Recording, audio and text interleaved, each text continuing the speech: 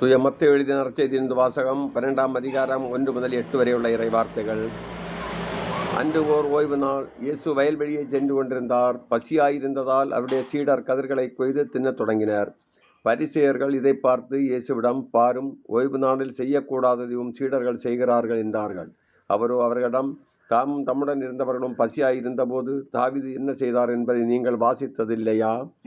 இறை இல்லத்திற்குள் சென்று அவரும் அவரோடு இருந்தவர்களும் அப்பங்களை உண்டார்கள். குருக்கள் மட்டுமே உண்ணக்கூடிய அப்பங்களை அவர்கள் உண்டது தவறல்லவா? மேலும் ஓய்வு நாளில் குருக்கள் கோவிலில் பணியாற்றுவது ஓய்வு நாளை மீறும் குற்றமாகாது என நீங்கள் திருச்சட்டத்தில் வாசித்ததில்லையா? ஆனால் கோவிலை விட பெரியவர் இங்கே இருக்கிறார் என நான் உங்களுக்கு சொல்கிறேன். பலியை அல்ல, இரக்கத்தையே விரும்புகிறேன் என்பதன் கருத்தை நீங்கள் அறிந்திருந்தால் குற்றமற்ற இவர்களை கண்டனம் செய்திருக்க மாட்டீர்கள். ஆம், ஓய்வு நாளும் மானிட மகனுக்கு கட்டுப்பட்டதே என்றார். இது கிறிஸ்து வழங்கும் நற்செய்தி. கிறிஸ்துவே உமக்கு புகழ்.